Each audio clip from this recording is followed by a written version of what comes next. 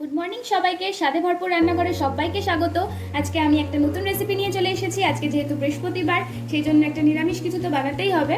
তো পেঁপে ছেঁচকি আমি আজকে বানাবো নারকেল দিয়ে। তো চলো দেখতে থাকো কেমন করে আমি বানাচ্ছি। খুবই কম সময় লাগে, খুবই কম উপকরণ লাগে, চটপট বানিয়ে ফেলতে পারবে এই রান্নাটা। আর গরম ভাতের সঙ্গে খেতে কিন্তু অসাধারণ লাগে। তো চলো বানানো স্টার্ট করি। চলো আজকে পেঁপে ছেঁচকি বানানোর জন্য কি কি লাগছে আমি তোমাদেরকে বলে দিই। আমার প্রথমে পেঁপেটা লাগছে। পেঁপে আমি খোসা ছাড়িয়ে গ্রেট করে রেখেছি, এখানে দেখতে পাচ্ছ। আর লাগবে অল্প আমার নারকেল কোড়া, নারকেলটাকে আমি কুড়িয়ে রেখেছি। আর লাগছে আমার কাঁচা লঙ্কা কুচি, আর লাগছে ফোড়নের জন্য কালো জিরে, আর অল্প চিনি লাগবে, নুন দেবো অল্প, আর রান্নাটা করবো আমি সর্ষের তেলে। তো চলো রান্নাটা স্টার্ট করে ফেলি। তো আমি ওভেনের কাছে চলে এসেছি কড়াই আর খুন্তি নিয়ে। এরপর আমি গ্যাসটাকে অন করব। গ্যাসটাকে অন করে নিয়ে অল্প সর্ষের তেল অ্যাড করব কড়াইয়ের মধ্যে। খুবই কম তেল লাগে এটা রান্না করার জন্য। তেলটা আমার গরম হয়ে গেছে। এরপরে আমি এর মধ্যে অ্যাড করব অল্প একটু কালো জিরে। কালো জিরেটা আমি অ্যাড করে ফেলেছি। এরপরে আমি দেব কাঁচা লঙ্কা কুচি। ঝালটা তোমাদের যার যেরকম ঝাল খাও সেই মতো দেবে।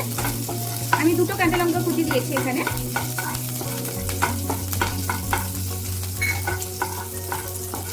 এরপরে আমি এর মধ্যে অ্যাড করব গ্রেটেড পেঁপেটা।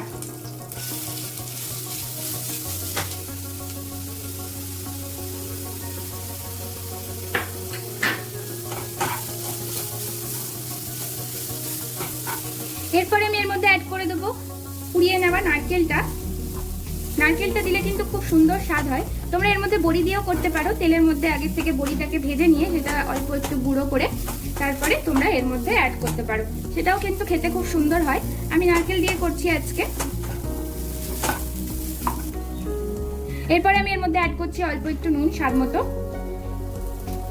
নুনটা কিন্তু বুঝে দিতে হবে, কারণ এটা খেতে একটু মিষ্টি মিষ্টি হবে। খুব বেশি নুন হয়ে গেলে কিন্তু আবার খেতে ভালো লাগবে না।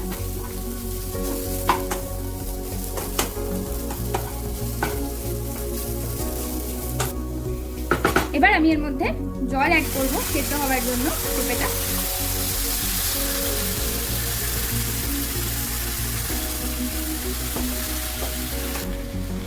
আমি কিন্তু এর মধ্যে কোনো রকম গুঁড়ো মশলা অ্যাড করিনি। গুঁড়ো মশলা এটাতে দিলে কিন্তু খুব একটা ভালো স্বাদ আসে না। তো শুধু এরকম সাদা সাদাই খেতে কিন্তু খুব ভালো লাগে। চলো এটাকে আমি এবার ফুটতে দেব। 7 মিনিট পর আমি আবার ফেরত এসেছি। এসে দেখবো পেঁপেটা কতটা সেদ্ধ হয়েছে।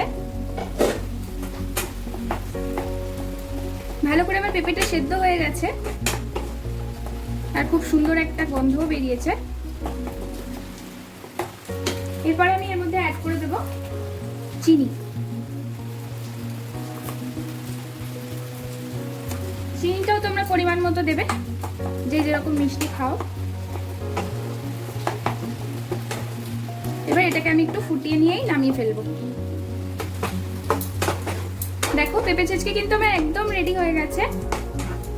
একদম কড়াইতে লেগে যাচ্ছে না, একদম রেডি। তো আমি এবার এটাকে তুলে নেব। গরম ভাতের সঙ্গে খেতে কিন্তু খুব সুন্দর লাগে। আর নিরামিষ দিন হলে বৃহস্পতিবার কিন্তু তোমরা এটা বানিয়ে খেয়ে নিতেই পারো ভাতের সাথে।